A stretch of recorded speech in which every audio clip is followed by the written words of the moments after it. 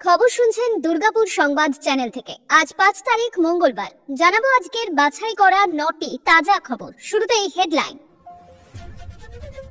নির্বাচনের আগে বড় দায়িত্ব, লোকসভায় তৃণমূলের দলনেতা হলেন অভিষেক বন্দ্যোপাধ্যায়। 2000 বর্গ কিলোমিটার দখল করেছে চীন, কি করে বুঝলেন? রাহুলকে প্রশ্ন সুপ্রিম কোর্টের। হাঁটু সমান জল পেরিয়ে কবরস্থানে, বেহাল দশা বীরভূমের এই গ্রামের। বর্ধমানে নিয়ন্ত্রণ হারিয়ে রাস্তার ধারে উল্টে গেল যাত্রী বোঝাই বাস, মৃত্যু বৃদ্ধের, জখম 27। ভারতীয় পণ্যের উপর আরো শুল্ক চাপানো হবে, নতুন করে ঘোষণা ট্রাম্পের। ঝাড়গ্রামে মুখ্যমন্ত্রীর 3 কিলোমিটার হাঁটা পথের প্রস্তুতি এবং প্রশাসনিক ব্যস্ততা চলছে জোর কদমে। অনুপ্রবেশকারীদের ক্ষেত্রে বাংলাদেশি ভাষা বলে একদম ঠিক কাজ করেছে দিল্লি পুলিশ, বক্তব্য অমিত মালপের। ভাষা আন্দোলনের ব্র্যান্ড অ্যাম্বাসেডর আজ অনুব্রত মণ্ডল, তৃণমূলকে কটাক্ষ অগ্নিমিত্রার। অভিষেকের বিরুদ্ধে সম্মানহানিকর মন্তব্য থেকে বিরত থাকতে শুভেন্দুকে অন্তর্বর্তী নির্দেশ আদালতের। প্রতিদিন সঠিক ও নির্ভরযোগ্য খবর পেতে সাবস্ক্রাইব করুন দুর্গাপুর সংবাদ। নতুন আপডেট পেতে বেল আইকনটি অন করুন। অভিষেক বন্দ্যোপাধ্যায় লোকসভায় তৃণমূলের দলনেতা হতেই চিফ হুইপের পদ ছেড়েছেন কল্যাণ বন্দ্যোপাধ্যায়। সে নিয়ে যখন চর্চা চলছে, ঠিক তখনই সরাসরি মহুয়া মৈত্রের নাম না করে কৃষ্ণনগরের সাংসদের উদ্দেশ্যে নিজের এক্স হ্যান্ডেলে কড়া ভাষায় আক্রমণ শানালেন শ্রীরামপুরের তৃণমূল সাংসদ। সোমবার তিনি এক্সে লেখেন, আমি মহুয়া মৈত্রের সাম্প্রতিক মন্তব্যগুলো লক্ষ্য করেছি। এক পাবলিক পডকাস্টে তিনি তার সহ সাংসদকে শুয়োর পর্যন্ত বলেন। এ ধরনের অবমাননাকর ভাষা গণতান্ত্রিক বাক সংস্কৃতির প্রতি অবজ্ঞা ছাড়া আর কিছুই নয়। কল্যাণ তার দীর্ঘ পোস্টে আরো লেখেন, যারা গালাগাল দিয়ে বক্তব্য প্রকাশ করেন তাদের উচিত নিজেদের রাজনীতির ধরন নিয়ে আত্মসমালোচনা করা। কারণ কোনো জনপ্রতিনিধি ব্যক্তিগত কটাক্ষ এবং অশালীন ইঙ্গিতের আশ্রয় নিলে তা শক্তির প্রকাশ নয়, তার নিরাপত্তার অভাব। এখানেই শেষ নয়। কল্যাণের বক্তব্য, আমি স্পষ্ট করে জানাতে চাই, আমি একজন জনপ্রতিনিধির কাছে জবাবদিহি চেয়েছিলাম, কোনো পুরুষ বা নারী যে কাউকেই তার সম্মুখীন হতে পারে। তা যদি অস্বস্তিকর বা অপ্রিয় হয়, তাহলেও তা নারী বিদ্বেষী বলে আলোচনা থেকে পালিয়ে যাওয়া চলে না। শেষে করলেন আরো লেখে, এটি সরাসরি অপমান। যদি এমন কথা একজন নারীর উদ্দেশ্যে বলা হতো তাহলে দেশ জুড়ে প্রতিবাদ হতো, কিন্তু পুরুষকে এসব বলে বাহবা পাওয়া যায়, এটা দ্বিচারিতা। মহুয়া মৈত্র যদি মনে করেন এসব করে ব্যর্থতা ঢেকে রাখা যাবে বা নজর ঘুরিয়ে দেওয়া যাবে, তাহলে তিনি ভুল করছেন। যারা যুক্তি বা তথ্যের বদলে অপমান বেছে নেন তারা গণতন্ত্রের রক্ষক নন, তা দেশের মানুষ খুব ভালোভাবেই বুঝতে পারেন। বাংলা ভাষা ইস্যুতে স্বাভাবিক নিয়মে দিল্লি পুলিশের পাশে দাঁড়ালেন বিজেপি নেতা অমিত মালব্য। এদিন নিজের এক্স হ্যান্ডেলে মুখ্যমন্ত্রীর করা একটি পোস্ট রিপোস্ট করে বাংলা নিয়ে বিতর্কিত মন্তব্য করে বসলেন তিনি বলেন, দিল্লি পুলিশ অনুপ্রবেশকারীদের ক্ষেত্রে বাংলাদেশি ভাষা বলে একদম ঠিক কাজ করেছে। আর এই শব্দ ব্যবহারের একমাত্র কারণ ওই অনুপ্রবেশকারীদের ভিন্ন বাচন শৈলী, যা সাধারণভাবে ভারতে ব্যবহার হয় না। এরপরেই বাংলাকে ভাষার তালিকা থেকে বাদ দিয়ে দেন এই বিজেপির আইটি সেলের প্রধান। তার কথায়, বাংলা বলে কোনো ভাষা নেই, বাঙালি একটি জাতির নাম, কোনো ভাষা নয়। তাই দিল্লি পুলিশ যখন বাংলাদেশি ভাষার কথা উল্লেখ করছে, এটা তখন অনুপ্রবেশকারীদের চিহ্নিত করার জন্য। এর সঙ্গে পশ্চিমবঙ্গে ভাষাভাষী মানুষদের কোনো যোগ নেই। এরপরে মুখ্যমন্ত্রীর দিকেও আক্রমণ শানাতে দেখা যায় তাকে। উল্লেখ্য, এই একই সুর শোনা গিয়েছিল শ্রমিক ভট্টাচার্যের মুখেও। তিনি বলেছিলেন, দিল্লি পুলিশ একদম ঠিক শব্দের প্রয়োগ করেছে। বাংলাদেশের একটা বই এনে পড়ুন আর একটা পশ্চিমবঙ্গের বই পড়ুন, কোনটা সুবোধ সরকার লিখেছেন আর কোনটা শফিকুল ইসলাম লিখেছেন সেটা পড়লেই বোঝা যায়। সুতরাং বাংলায় কথা বললেই সে ভারতীয় হয়ে যাবে এমনটা নয়। ভয়াবহ দুর্ঘটনার কবলে যাত্রী বোঝাই বাস, নিয়ন্ত্রণ হারিয়ে রাস্তার ধারে উল্টে যায় বাসটি। দুর্ঘটনায় মৃত্যু হয়েছে এক ব্যক্তির, 27 জন যাত্রী জখম হয়ে হাসপাতালে ভর্তি। সোমবার দুপুরে দুর্ঘটনাটি ঘটেছে বর্ধমানের দেওয়ানদিঘির কুরমুন এলাকায়। পুলিশ এবং স্থানীয় সূত্রে জানা গিয়েছে, বর্ধমান নবদ্বীপ রুটের একটি বাস সেদিন দুর্ঘটনার কবলে পড়ে। বাসটি নবদ্বীপ যাচ্ছিল বলেই খবর। বৃষ্টি হওয়ার কারণে রাস্তা ভিজে ছিল। কুরমুন এলাকার কাছে বাসটির নিয়ন্ত্রণ হারিয়ে ফেলে, রাস্তার ধারে গিয়ে বাসটি উল্টে যায়। বিকট শব্দ শুনে অকুস্থলে ছুটে আসেন স্থানীয়রা। খবর দেওয়া হয় শক্তিনগর থানায়। স্থানীয়রাই যাত্রীদের উদ্ধারের জন্য হাত লাগায়। জখম বাস যাত্রীদের উদ্ধার করে বর্ধমান মেডিকেল কলেজ হাসপাতালে নিয়ে যাওয়া হয়। সেখানে চিকিৎসকরা এক বৃদ্ধকে মৃত বলে ঘোষণা করেন। মৃতের নাম সুবোধ কুমার মণ্ডল, বয়স 63। দুর্ঘটনায় 27 জন যাত্রী জখম হয়ে হাসপাতালে চিকিৎসাধীন বলেও জানা গিয়েছে। তাদের মধ্যে কয়েকজনের অবস্থা আশঙ্কাজনক। কিন্তু কিভাবে ঘটল এই দুর্ঘটনা? বাসটিকে অনেক বেশি গতিতে চলছিল, চালক বাসটিকে নিয়ন্ত্রণ রাখতে পারেননি, নাকি বাসটির ব্রেক বিকল হয়ে যায়, সেসব প্রশ্নই উঠছে। পুলিশ ঘটনার তদন্ত শুরু করেছে। ঘটনার সাময়িক যানজট দেখা যায় ওই রাস্তায়। দুর্ঘটনাগ্রস্ত বাসটিকে আটক করে নিয়ে গিয়েছে পুলিশ। নজর রাখা যাক আজকের আরো একটি গুরুত্বপূর্ণ খবরে। হাঁটু সমান জল পেরিয়ে মৃতদেহ নিয়ে কবরস্থানে পারি সব বাহকদের, এমনই চিত্র ধরা পড়েছে বীরভূমের খয়রসর ব্লকের কেন্দ্রগড়িয়া গ্রাম পঞ্চায়েতের মাটিয়ালা গ্রামে। গত 50 বছর ধরে একই অবস্থা গ্রামের এই রাস্তার। পঞ্চায়েত প্রতিনিধিদের কাছে বারংবার অভিযোগ জানিয়েও কোনো লাভ হয়নি। সূত্রের খবর, মাটিয়ালা গ্রাম থেকে প্রায় 2.5 কিলোমিটার দূরে রয়েছে কবরস্থান, কিন্তু কবরস্থান যাওয়ার রাস্তার এমন বেহাল দশা যে গ্রামে কেউ মারা গেলে নাজেহাল হতে হয় গ্রামবাসীদের। পাকা রাস্তার অভাবে মৃতকে সমাধিস্থ করতে গেলে জল কাদা মারিয়ে যেতে হয় সব বাহকদের। গ্রামবাসীদের অভিযোগ, বৃষ্টি হলে গ্রামের মাটির রাস্তার অবস্থা আরো বেহাল হয়ে যায়। এমনকি মুখ্যমন্ত্রী মমতা বন্দ্যোপাধ্যায় রাজ্যের বিভিন্ন গ্রামাঞ্চলে পথশ্রী প্রকল্পের মাধ্যমে রাস্তা তৈরির আশ্বাস দিয়েছেন, কিন্তু মাটিয়ালা গ্রামের এই রাস্তা আজও তৈরি হয়নি বলে অভিযোগ গ্রামবাসীদের। তাই গ্রামবাসীদের আক্ষেপ, মরেও শান্তি নেই আমাদের। স্থানীয় বাসিন্দা জসিম খান বলেন, আমার বয়স 36 বছর। ছোট থেকেই দেখছি রাস্তার অবস্থা এরকমই। বৃষ্টিতে রাস্তা কাদা জলে ভরে থাকে, যার ফলে মৃতদেহ নিয়ে কবরস্থানে যাওয়া খুবই কষ্টসাধ্য ব্যাপার। স্থানীয় মসজিদের ইমাম নিজামুদ্দিন রিজভী বলেন, গ্রামবাসীদের তরফে প্রশাসনকে বারবার জানিয়েও কোনো সুরাহা হয়নি। এবার দেখে নেওয়া যাক আজকের পরবর্তী গুরুত্বপূর্ণ সংবাদ।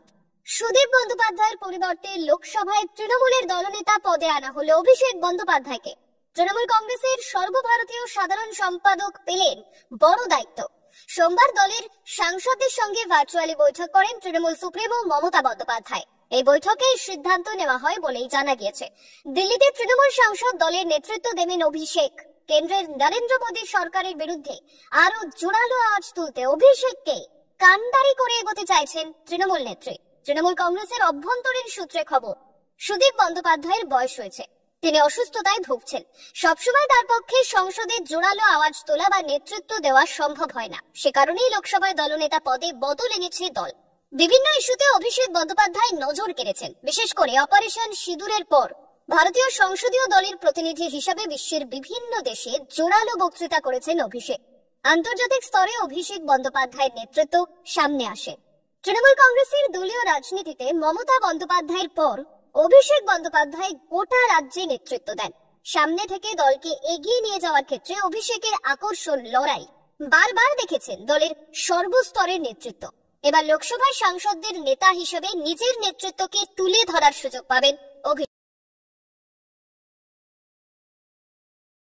আন্দোলন সংগঠিত করার ক্ষেত্রে বেছে নিলেন এই যুব নেতাকে। সাম্প্রতিক সময় বাংলা এবং বাঙালি সম্পর্কে যেভাবে বিজেপি নেতারা মন্তব্য করছে, যেভাবে বাংলার বদনাম করা হচ্ছে, বাংলাকে অপদস্থ করা হচ্ছে, বাঙালির উপর নির্যাতন চালানো হচ্ছে, তার বিরুদ্ধে রুখে দাঁড়িয়ে অভিষেক নেতৃত্ব দিতে পারবেন বলে মত দলের বড় অংশের। এই মুহূর্তের আরো একটি বিশেষ খবর নিয়ে সরাসরি চলে যাচ্ছি পরের আপডেটে। বিতর্কিত মন্তব্য করে সুপ্রিম কোর্টের তোপের মুখে পড়লেন রাহুল গান্ধী। গালওয়ান সংঘাতের পর তিনি দাবি করেছিলেন চীন নাকি ভারতের 2000 বর্গ কিলোমিটার ভূখণ্ড দখল করে রেখেছে। সেই মন্তব্যের পরিপ্রেক্ষিতেই শীর্ষ আদালতের মত, প্রকৃত ভারতীয় হলে এমন কথা বলতে পারতেন না কংগ্রেস সাংসদ। তার দাবির সপক্ষে কোনো যুক্তিযুক্ত প্রমাণ রয়েছে কিনা সে প্রশ্ন করেছে দুই বিচারপতির বেঞ্চ।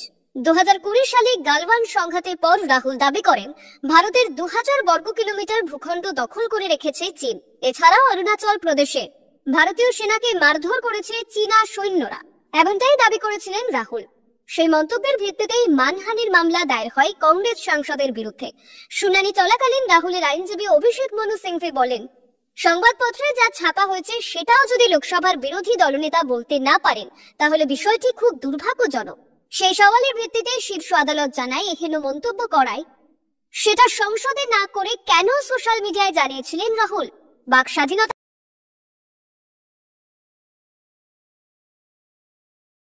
বাক স্বাধীনতা থাকলেই তার অপব্যবহার করা যায় না। বিচারপতি দীপঙ্কর দত্ত এবং এজি মাসি তীব্র ভর্ৎসনা করে বলেন, আপনি কি ওখানে ছিলেন? কোনো প্রমাণ রয়েছে? প্রমাণ ছাড়াই এহেন মন্তব্য কেন করছেন? যদি প্রকৃত ভারতীয় হতেন তাহলে এসব বলতেন না। তবে প্রচন্ড তিরস্কার করলেও শেষ পর্যন্ত রাহুলকে রক্ষা কবচ দিয়েছে সুপ্রিম কোর্ট।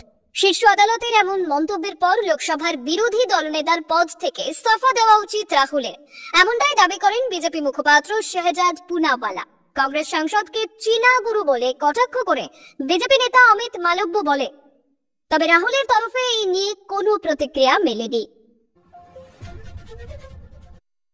এবার ভারতীয় পণ্যের উপর আরো শুল্ক চাপানোর হুঁশিয়ারি দিলেন ডোনাল্ড ট্রাম্প। সোমবার ট্রুথ সোশ্যালকে দেওয়া এক সাক্ষাৎকারে ট্রাম্প বলেন, ভারত কেবল বিপুল পরিমাণে রাশিয়ান তেল কিনছে না, বরং তারা কেনা তেলের অধিকাংশ বেশি লাভের জন্য খোলা বাজারে বিক্রি করছে। ইউক্রেনের কত মানুষ রাশিয়ার সঙ্গে যুদ্ধে নিহত হচ্ছে, তারা তার পরোয়া করছে না। এ কারণে আমি ভারতের পণ্যের উপর শুল্ক উল্লেখযোগ্যভাবে বৃদ্ধি করব। ট্রাম্প প্রশাসন ইতিমধ্যে ভারতের উপর অতিরিক্ত জরিমানা সহ 25% শুল্ক আরোপ করেছে। রাশিয়া থেকে নয়াদিল্লির তেল আমদানিকে এই পদক্ষেপের মূল কারণ হিসেবে উল্লেখ করেছে হোয়াইট হাউস। এই শুল্ক 1 আগস্ট থেকে কার্যকর হয়েছে। তবে ভারতের উপর শুল্ক চাপানোর পর গত শনিবারে বিভিন্ন মিডিয়া রিপোর্টকে উল্লেখ করে রাশিয়ান তেল না কেনায় ভারতের তেল কোম্পানিগুলির প্রশংসা করেন ট্রাম্প। এরপরে আবার 180 ডিগ্রি ঘুরে গিয়ে নতুন করে শুল্ক বৃদ্ধির হুঁশিয়ারি দেওয়ায় বিভিন্ন মহলে প্রশ্ন উঠছে। যদিও ভারতের তরফে আগেই স্পষ্ট করা হয়েছে দেশের জ্বালানি ক্রয়, বাজার এবং জাতীয় স্বার্থ দ্বারা পরিচালিত হয় এবং ভারতীয় তেল সংস্থাগুলি রাশিয়ানদের থেকে তেল কেনা বন্ধ করেছে এবং কোনো রিপোর্টও তাদের কাছে নেই। রাশিয়া ইউক্রেন যুদ্ধের আবহে রাশিয়ার রাজস্ব প্রবাহ রুখতে মরিয়া আমেরিকা। অন্যদিকে তেলের বাজার ধরতে রাশিয়া যুদ্ধ চলাকালীন বিশ্ব বাজারে তাদের তেলের দাম অনেকটাই কমে গিয়েছে। ভারত এবং চীন রাশিয়ার তেলের অন্যতম ক্রেতা, যেখানে আপত্তি মার্কিন প্রশাসনের। তারা চাইছে এই দুই দেশই রাশিয়ার থেকে তেল কেনা বন্ধ করুক, যাতে রাশিয়া আর্থিক চাপের মুখে পড়ে। সে কারণেই ভারতের উপর জরিমানা এবং বর্ধিত শুল্ক জারি করেছেন ট্রাম্প। যদিও ভারতের তরফে ট্রাম্প বর্ধিত শুল্ক ঘোষণার পর পাল্টা কোনো পদক্ষেপ করা হয়নি, বরং ভারতের তরফে জানানো হয়েছে জাতীয় স্বার্থ রক্ষায় যা দরকার তারা সেটাই করবে।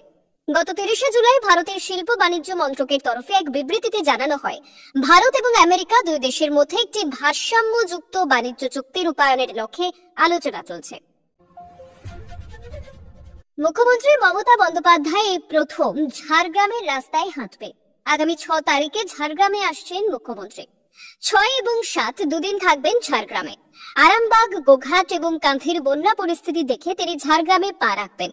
তার সফর ঘিরে ইতিমধ্যে শুরু হয়েছে জোর তৎপরতা।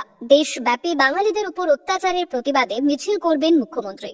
ঝাড়গ্রাম শহরের পুরাতন ঝাড়গ্রাম থেকে পদযাত্রা শুরু হবে। প্রায় 3 কিলোমিটার হাঁটা পথে ঝাড়গ্রামের 5 মাথা মোড়ে শেষ হবে এই মিছিল। সেখানেই পথসভার মঞ্চ নির্মাণ হচ্ছে। প্রায় কয়েক হাজার মানুষ এই পদযাত্রায় হাঁটবে এমনটাই মনে করা হচ্ছে। শুধু ঝাড়গ্রাম জেলায় নয়, পার্শ্ববর্তী মেদিনীপুর, ঘাটাল, খড়গপুর থেকেও কর্মী সমর্থকরা যোগ দেবেন এই মিছিলে। 7 তারিখ বিশ্ব আদিবাসী দিবসের সূচনা করবেন মুখ্যমন্ত্রী। এবছর 4 দিন ব্যাপী হবে এই অনুষ্ঠান। মুখ্যমন্ত্রীর সফরকে ঘিরে তৎপরতা তুঙ্গে। রাস্তার গর্ত, খানা খন্দ চলছে জোর কদমে মেরামত। যুদ্ধকালীন তৎপরতায় চলছে শহর জঞ্জাল মুক্ত এবং পরিষ্কার করার কাজ। পদযাত্রার জন্য রাস্তার দুপাশ ঘিরে ফেলা হচ্ছে। স্টেজ বানানো হয়েছে 5 মাথার মোড়ে। অপরদিকে আদিবাসী দিবস অনুষ্ঠান পালন হবে ঝাড়গ্রাম স্টেডিয়ামে। সেখানেও ইতিমধ্যেই মঞ্চ নির্মাণ শুরু হয়ে গিয়েছে। মুখ্যমন্ত্রীর যাতায়াতের রাস্তা নতুন করে মেরামত করার কাজ চলছে। মুখ্যমন্ত্রীর সভাতে যাতে ঝাড়গ্রাম জেলার সমস্ত প্রান্ত থেকে মানুষ যোগ দিতে পারে, তার জন্য গোবিবল্লভপুরের বিধায়ক ডক্টর খগেন্দ্রনাথ মাহাতো সহ বাকি নেতৃত্ব এলাকায় এলাকায় প্রস্তুতি মিটিং করছেন। স্থানীয় তৃণমূল নেতৃত্বের আশ্বাস, 2 দিনের এই কর্মসূচি ঝাড়গ্রামের রাজনৈতিক ইতিহাসে একটি গুরুত্বপূর্ণ অধ্যায় হয়ে উঠবে। মুখ্যমন্ত্রীর সফর ঘিরে নিরাপত্তা ব্যবস্থা আত্মসাৎ করা হচ্ছে। জেলা এবং রাজ্য পুলিশ আধিকারিকরা কিন্তু বারবার নিরাপত্তার বিষয় খতিয়ে দেখছে। জঙ্গলমহল জুড়ে এখন সাজো সাজো রব প্রশাসনের। বাংলা ভাষার মর্যাদা নিয়ে রাজনীতিতে নেমেছেন মুখ্যমন্ত্রী। সাংবাদিক বৈঠক থেকে এমনই অভিযোগ তুললেন বিজেপি নেত্রী অগ্নিমিত্রা পাল।